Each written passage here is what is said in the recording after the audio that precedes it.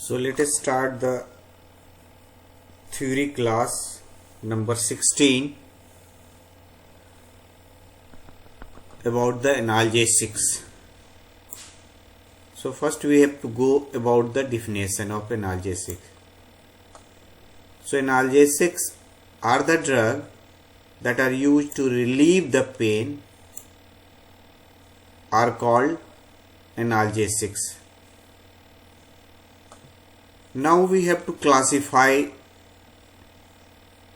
the analgesic. So there are mainly two types of the analgesics that are used to relieve the pain, and that are the first one narcotic analgesic and second one is the non-narcotic analgesic.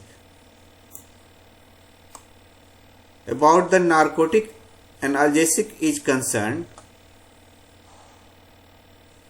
mainly the opioids are coming under the narcotic analgesic that are acting on the opioid receptor, and the example amongst the drug is morphine and many other drugs that belongs to narcotic analgesic.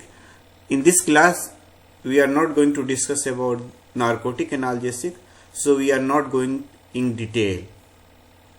Here one point regarding narcotic is concerned.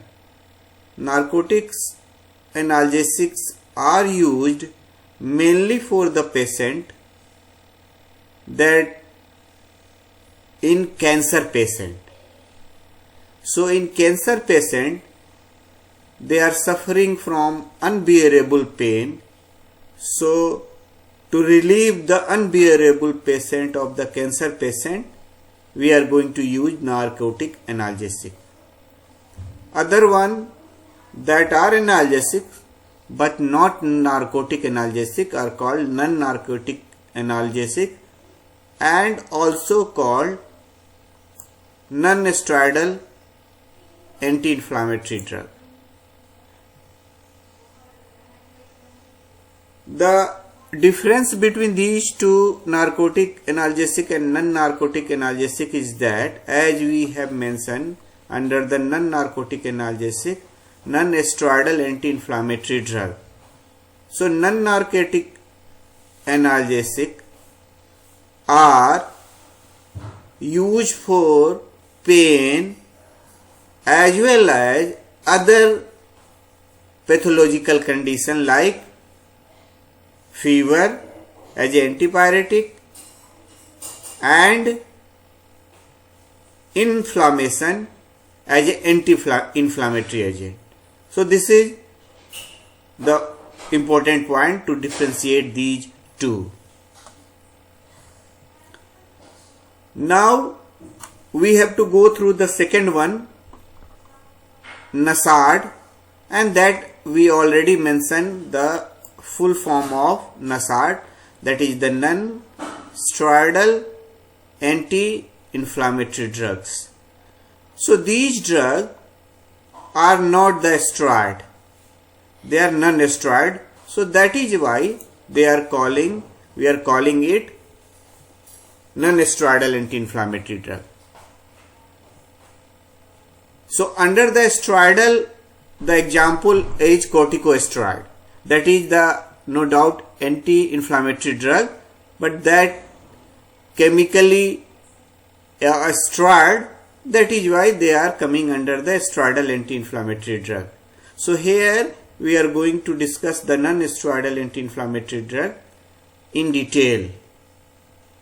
So non-steroidal anti-inflammatory drugs are the drugs that are used for treatment of three pathological conditions, that for the pain, the fever and the inflammation. So these drugs are going to reduce or decrease the pain, fever and inflammation, as well as also going to prevent blood clot. and having very good cardioprotective activity. So this is about the non-steroidal anti-inflammatory drug.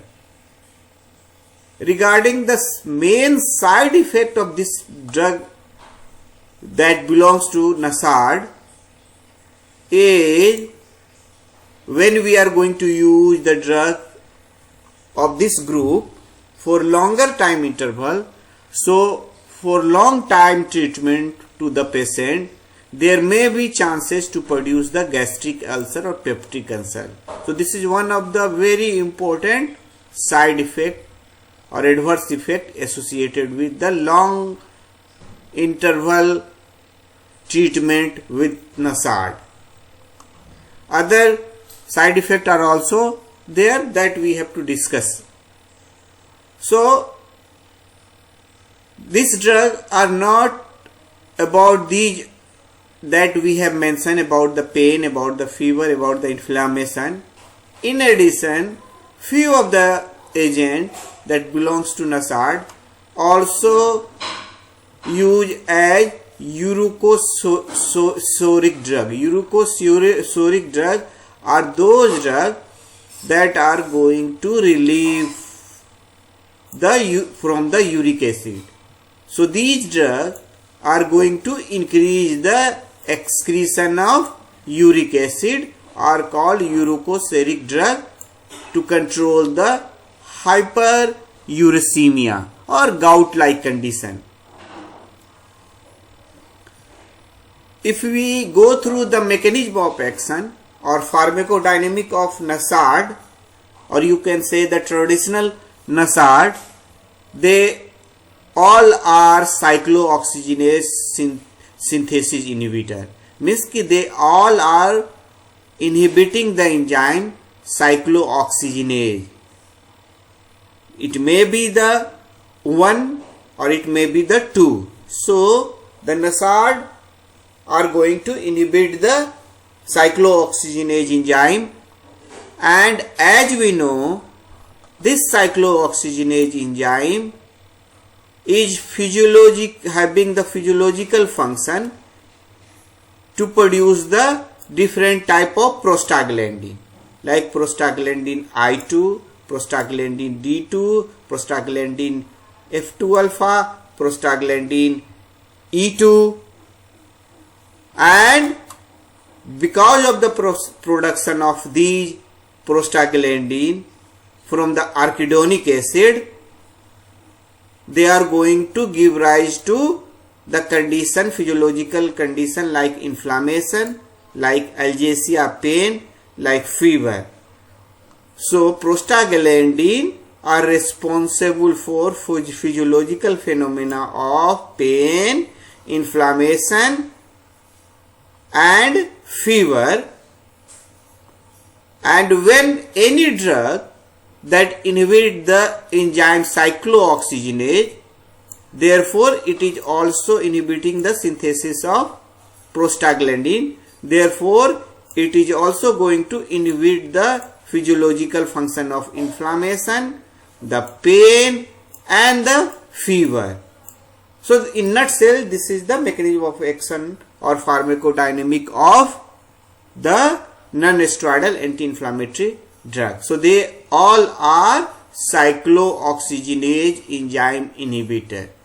About the production of prostaglandin through this enzyme cyclooxygenase 1 and 2, we already discussed in our previous YouTube about the prostaglandin. So if you want to know more about this function of the cyclooxygenase, go through the previous one lecture, YouTube lecture. Here one of the drug that belongs to non-steroidal anti-inflammatory drug is acetaminophen. So acetaminophen is somewhat differ from the other NSAID,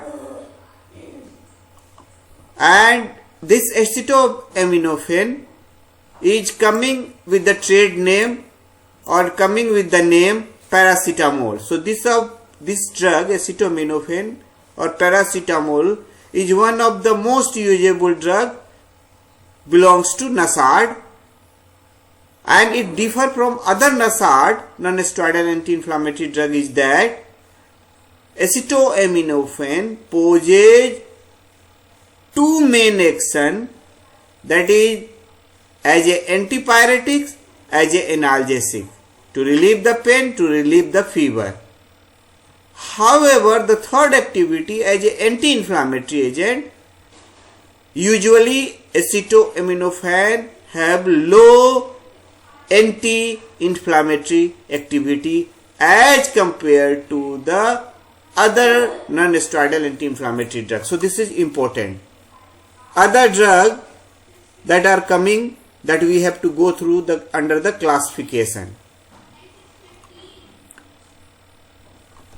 Regarding mechanism of action or the pharmacodynamics of NSAID is concerned, or therapeutic utility of NSAID is concerned, we already discussed, but again we are going to discuss.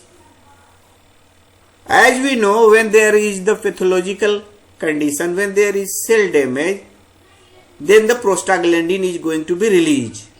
So when the cell damage, prostaglandin is going to release, and once the prostaglandin gets released, produces different type of physiological function that we have mentioned, like pain, fever and inflammation. And the drug NSAID is going to inhibit the synthesis of prostaglandin by inhibiting the enzyme COX enzyme, and therefore it inhibits the synthesis of prostaglandin. So this is the mechanism of action of the NSAID. One of the drug that belongs to salicylate is possessing an interesting property, an interesting mechanism of action. They inhibit the cyclooxygenase enzyme irreversibly. So you can say under the salicylate group, the example is aspirin is going to inhibit the enzyme cyclooxygenase, inactivating this enzyme irreversibly. So this is very, very important. And other that coming under the NSAID, they are not usually irreversibly inhibiting the enzyme, rather reversibly inhibiting the cyclooxygenase enzyme, participating in the prostaglandin synthesis. Here, regarding the traditional non-steroidal anti-inflammatory drug and aspirin, they are going to inhibit the prostaglandin synthesis as well as the thromboxane synthesis. But the aspirin and traditional non-steroidal anti-inflammatory drug are not going to inhibit the synthesis of another autoacquired leukotrienes. So leukotrienes are not going to be inhibited by the leukotriene synthesis, not going to be inhibited by traditional non-steroidal anti-inflammatory drugs. So this is important point. And when we are using non-steroidal anti-inflammatory drug at higher concentration non-steroidal anti-inflammatory drug, in addition to inhibition of cyclooxygenase enzyme, it also going to give rise other activities, other properties, or it reduce the production of free radical, superoxide radical. It also induce apoptosis. It also inhibit the adhesion molecule, and important, it also decreases the pro-inflammatory cytokines like tumor necrosis factor alpha and interleukin 1, and also alter the membrane function. So this is the role of non-steroidal anti-inflammatory drug at higher concentration, whereas the main action at therapeutic dosage that we are using, they are possessing the inhibition of cyclooxygenase enzyme, and therefore it inhibits the prostaglandin synthesis. Now we have to go through the classification of the non-steroidal anti-inflammatory drug, and this classification of non-steroidal anti-inflammatory drug is based upon the chemical structure. So based upon the chemical structure, non-steroidal anti-inflammatory drugs are classified. The example or classification are: first, salicylate. Under this example is aspirin and diflunisal. Then the next is under the para-aminophenol derivative, and the example, the best one example is acetaminophen, that is the paracetamol. Next is the acetic acid derivative, and the example is indomethacin, sulindac, ketorolac, diclofenac, and nabumetone.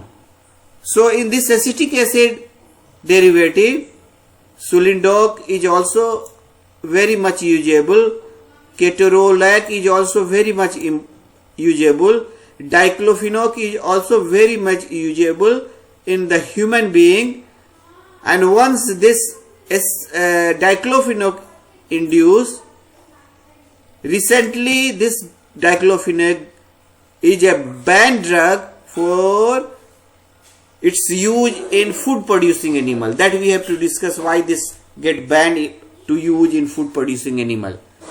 Another one under the classification is anthranilic acid or phenamate, and the example is mefenamic acid, flufenamic acid, meclofenamate. Under the propionic acid derivative, the drugs that are also very much in use are ibuprofen, this is very much is used, ketoprofen, and other are also like naproxen, oxaprozin, phenoprofen. So these all are coming under the propionic acid derivative. Under the enolic acid derivative, they are also called oxychem. Why we are calling it oxychem? Because oxychem is, we are using this oxychem as a suffix with the drug, like pyroxychem, meloxychem. Here I am going to mention one more point. The drug like diclofenac, the drug like meloxicam, the drug like nimesulide, that is also a non-steroidal anti-inflammatory drug, are also having very much tilt against the cyclooxygenase 2 enzyme. So the drug like diclofenac, the drug like meloxicam, the drug like nimesulide, they are having very good efficacy to prevent the enzyme cyclooxygenase 2, and that is comparative to the selective COX-2 inhibitor celecoxib. So this is very important. Next is the drug that are selective inhibitor of cyclooxygenase 2 enzyme, and the drug that are also called coxib because suffix is coming coxib with the drug, and the suffix coxib with the drug like celecoxib, rofecoxib, valdecoxib, pericoxib, etoricoxib. So coxib is there. Now we have to go through the action of non-steroidal anti-inflammatory drug for the pain. So it is used as an analgesic activity, also used for the therapy of inflammation, and also the pain that is caused because of sensitization of pain receptor, not because of the prostaglandin, because of other autocoids.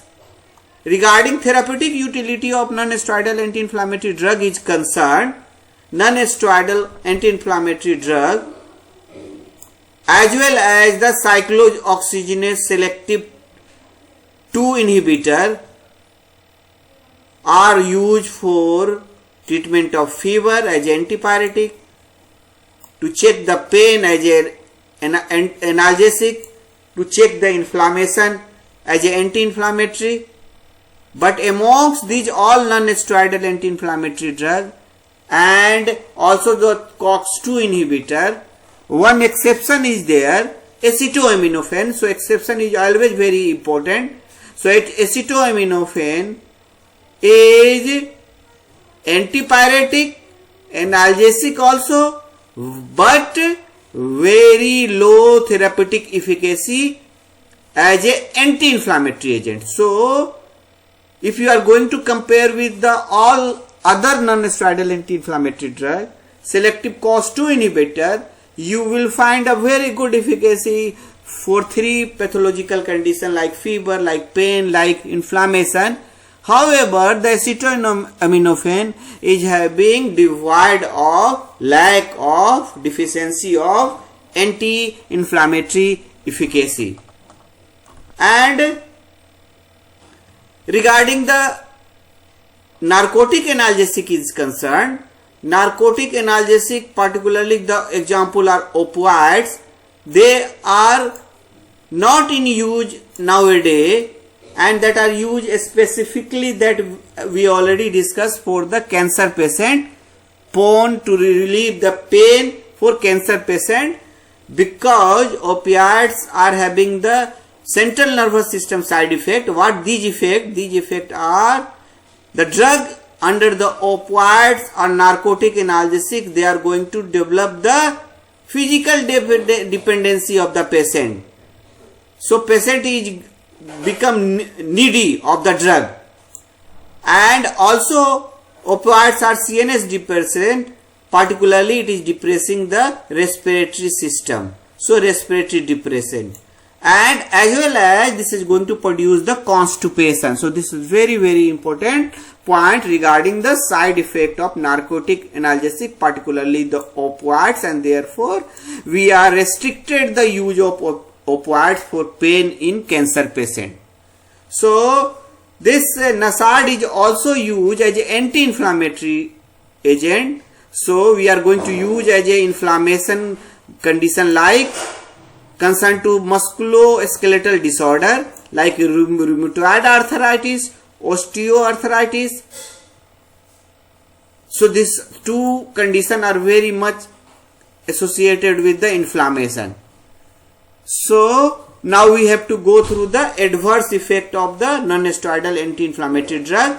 Under the adverse effect of the non-steroidal anti-inflammatory drug is concerned, we already discussed that the non-steroidal anti-inflammatory drug is going to produce the peptic ulcer when we are using it for the longer time interval.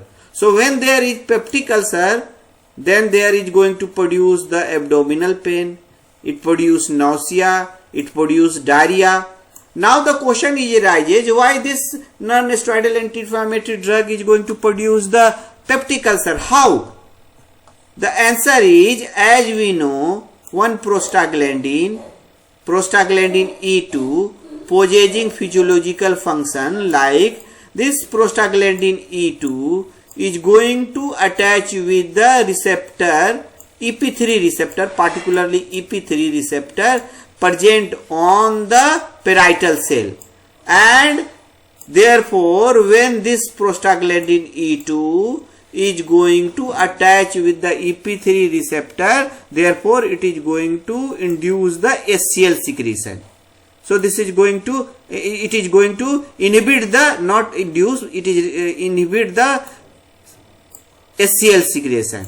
So prostaglandin E2 is going to act on the EP3 receptor present on the parietal cell, and therefore it inhibits the release of or synthesis of HCl. So there is low HCl, and if the low HCl, they are not going to digest the mucosa of the gastrointestinal tract. Not only that, PGE2 is also going to act on the cell that are secreting the mucus. So when PGE2 is acting on the same EP3 receptor present on the mucus secreting cell of the GI tract, they are going to increase the mucus secretion, and this mucus is going to protect the digestion of the gastric epithelium. So how the drug is going to produce the peptic ulcer? The NSAID is going to inhibit the synthesis of prostaglandin like E2. So if no E2, so therefore HCl inhibition is not, and also the mucus secretion will not occur.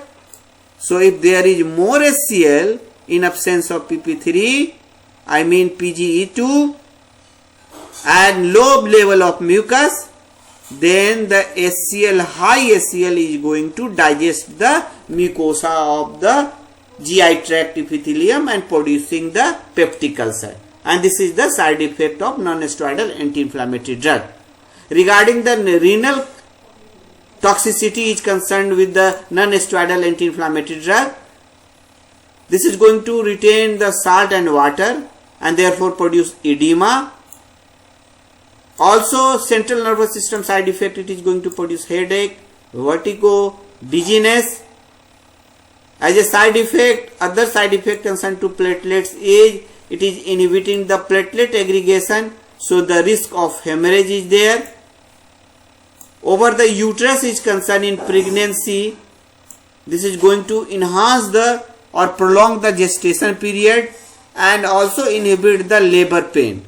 So these are the side effect. Another side effect are hypersensitivity like asthma, flushing, hypotension. So these all are the side effects concerned to the non-steroidal anti-inflammatory drug, and these all are very, very important. Now we have to go through the pharmacokinetic and pharmacodynamic of the non-steroidal anti-inflammatory drug.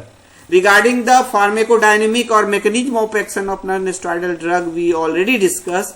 Regarding pharmacokinetic is concerned, most of the non-steroidal drugs are rapidly absorbed as well as completely absorbed when we are taking it orally through the gastrointestinal tract in human being, and the drug will acquire the peak plasma concentration within 1 to 4 hours.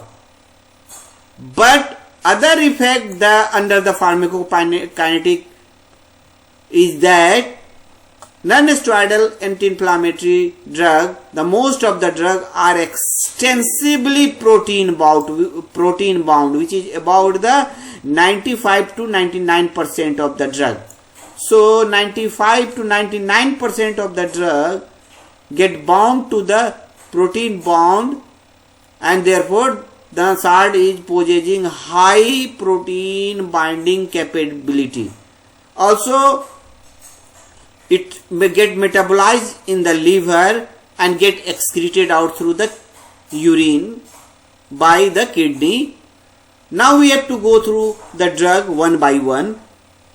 Regarding salicylate is concerned, in this the most usable drug is aspirin, and still aspirin is one of the most widely used drug.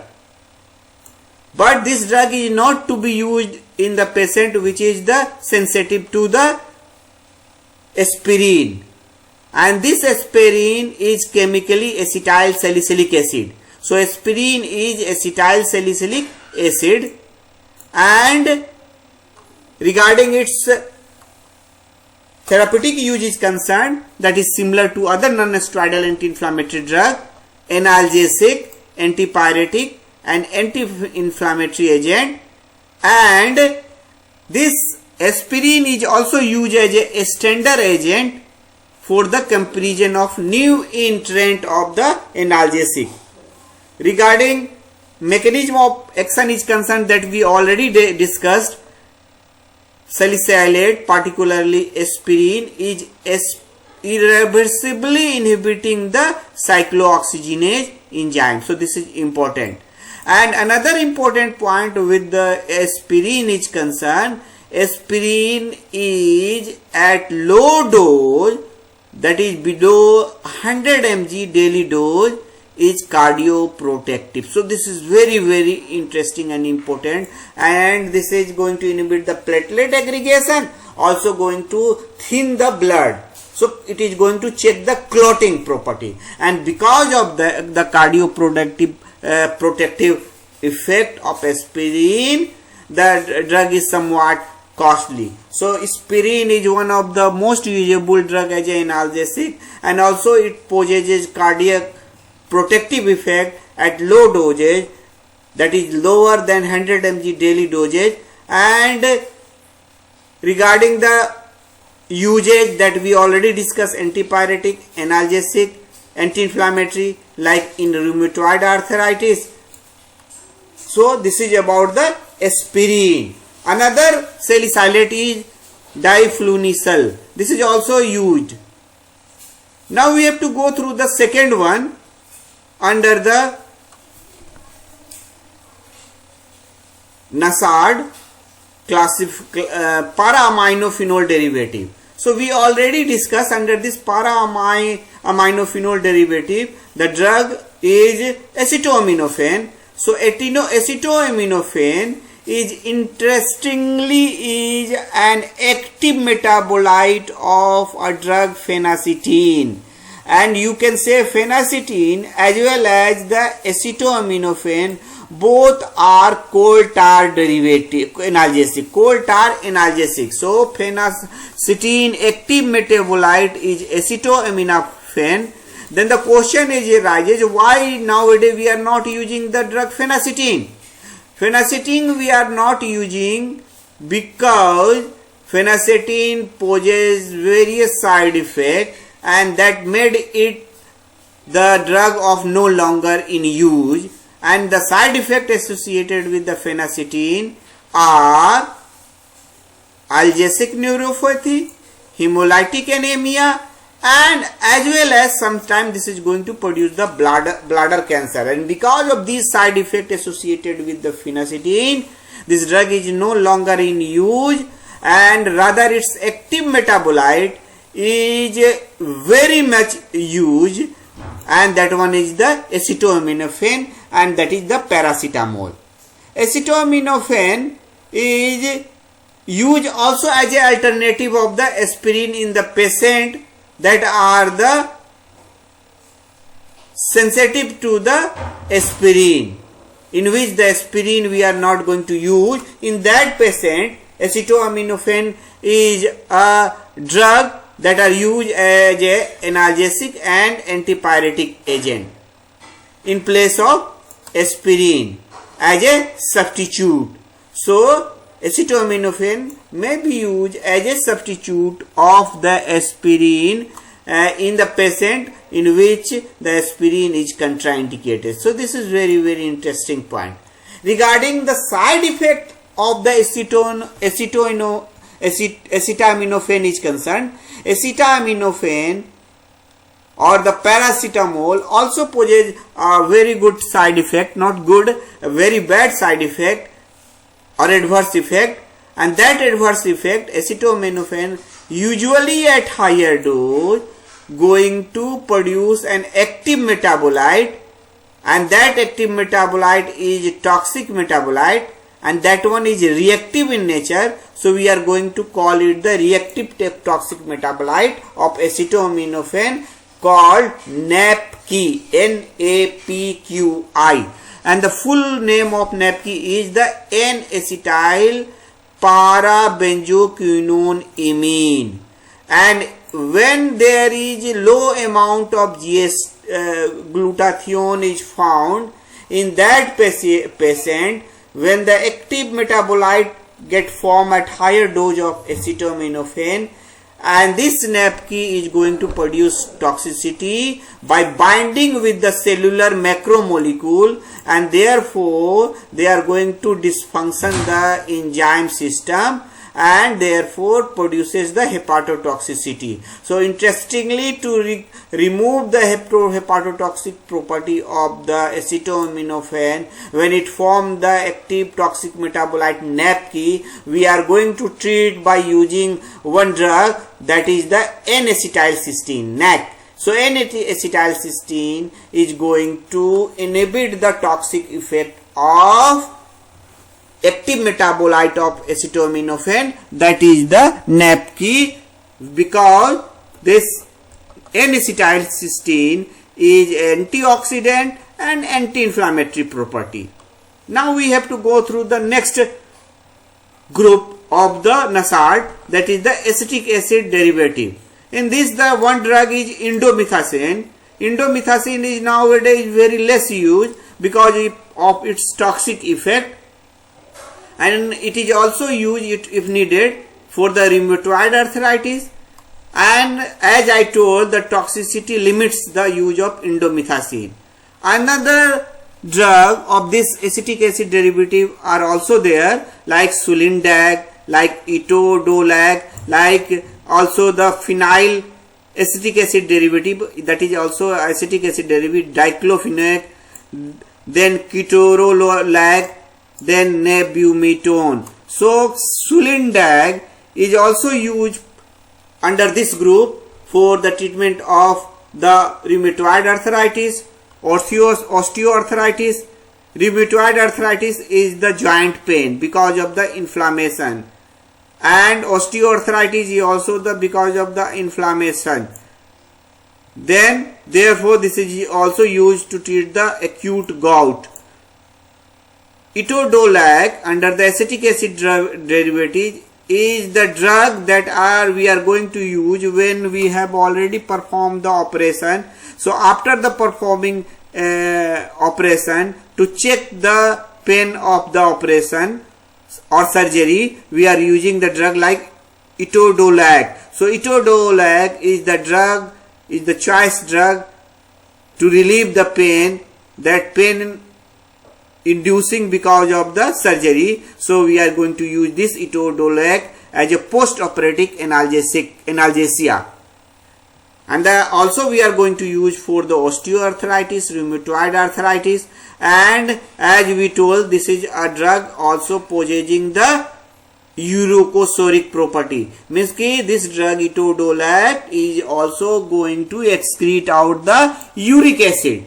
And as we know, in case of gout-like condition, uric acid is going to deposit at the joint and therefore produce the inflammation, and the condition like osteoarthritis or rheumatoid arthritis is going to, or gout-like condition is going to produce. Here one important point with the etodolac is that etodolac is possessing somewhat also more activity on inhibiting the enzyme cyclooxygenase 2 in addition to cyclooxygenase 1. So etodolac, also diclofenac, also meloxicam, and also nimesulide, these are having also very good selectivity to inhibit the cyclooxygenase type 2 enzyme in addition to one cyclooxygenase 1 enzyme, and their activity is comparative to the drug that belongs to particularly cyclooxygenase type 2 inhibitor like celecoxib, like rofecoxib. So this is very, very important. Under the acetic acid derivative non-steroidal anti-inflammatory drug, this is also called one drug diclofenac. This is also called because the phenyl is attached with the acetic acid, so we also call it the phenyl acetic acid derivative, that is the diclofenac.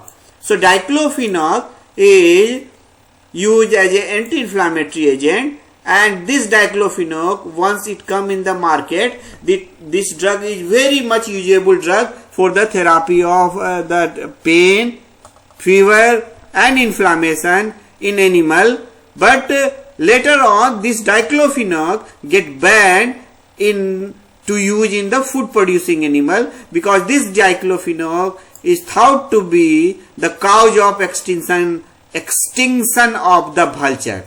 The people and the researcher, the scientist was thinking that when we are using diclofenac in food producing animal, and after dying of the animal, this when the vulture is going to take the meat of the treated animal with the diclofenac, so diclofenac is present in the meat of that died animal, and therefore diclofenac is one of the cause of extinction of the vulture. So therefore the drug diclofenac get banned to use in food producing animal as an analgesic, as an antipyretic, as a anti-inflammatory agent. So this is important one. And here we already mentioned that like etodolac, diclofenac is also having very good efficacy to prevent to inhibit the enzyme cyclooxygenase type 2 enzyme. And now we have to go through the other drug under this are ketorolac, nebumetone. Now next group is finmate.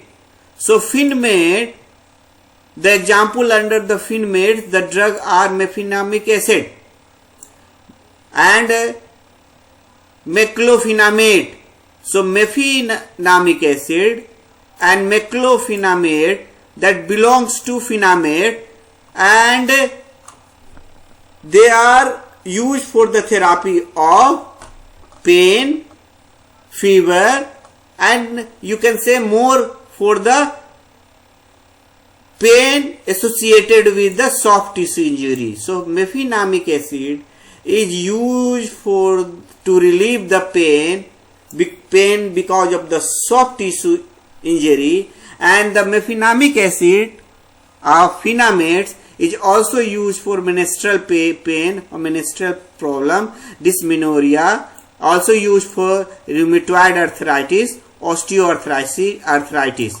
And fenamates is not good to use in the treatment of the condition that we already discussed in case of children and pregnant women. So mefenamic acid is not to be recommended to use in case of children and pregnant women. Now next group under the non-steroidal anti-inflammatory drug is propionic acid derivative.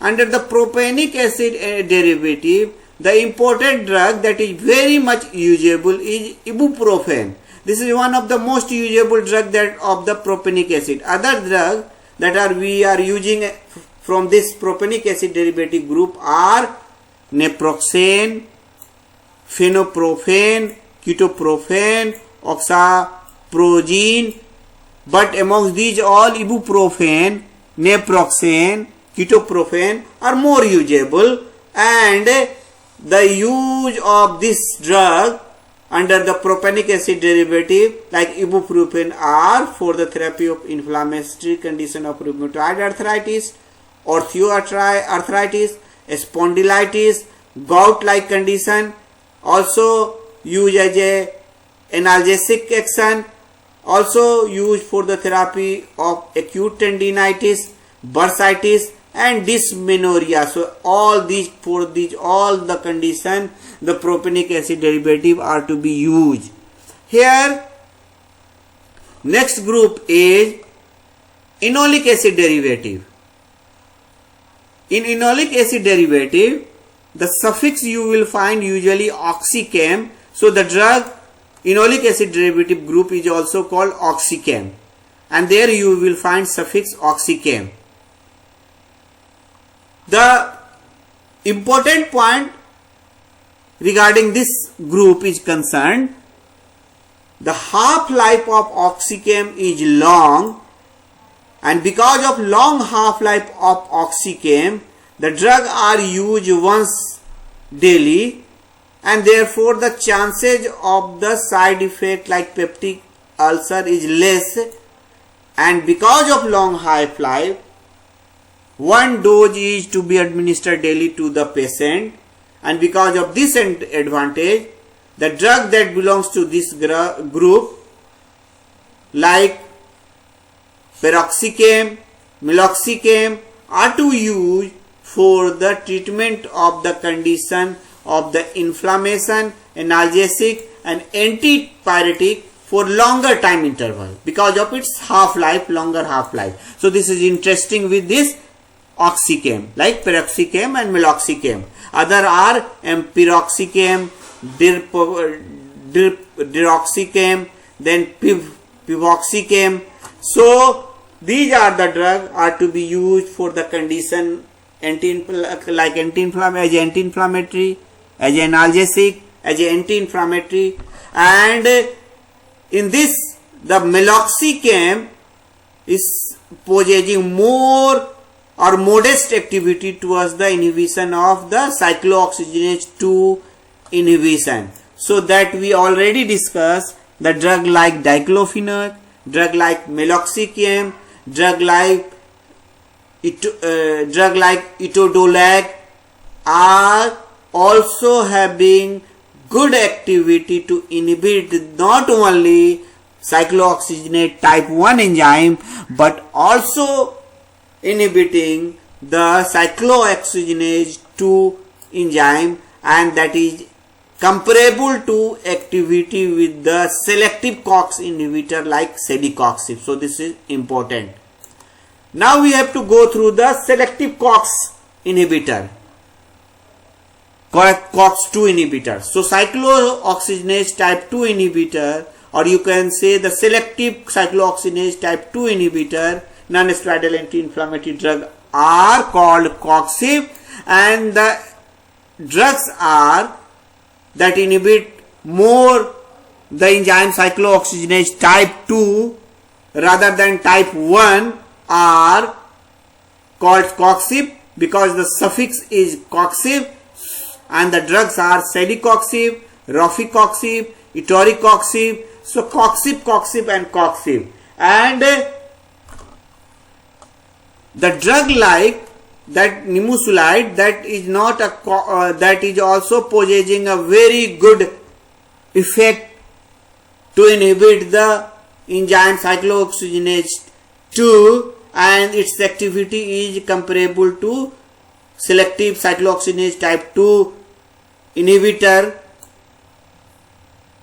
celecoxib. So the drug nimesulide, drug diclofenac, drug etodolac, drug meloxicam, these all are non-steroidal anti-inflammatory drug, not selective COX2 inhibitor, but their activity is more towards also cyclooxygenase type 2 enzyme inhibitor, and their activity is resemble or comparable with the selective cyclooxygenase inhibitor COXIB like celecoxib.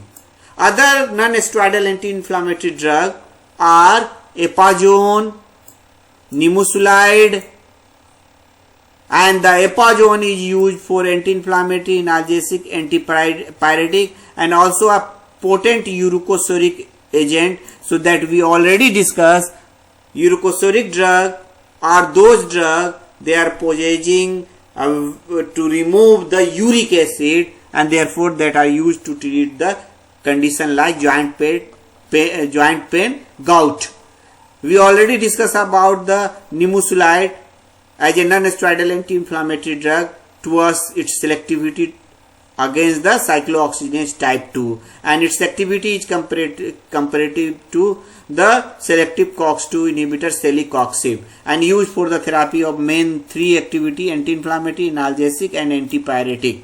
So this is, and also interestingly is that nimesulide is having low incidence of GI tract side effect like peptic ulcer. So nimesulide may be used for the therapy where the chances of the formation of peptic ulcer is more. There we have to use nimesulide, and we may use the drug oxycam that are because their half-life is longer.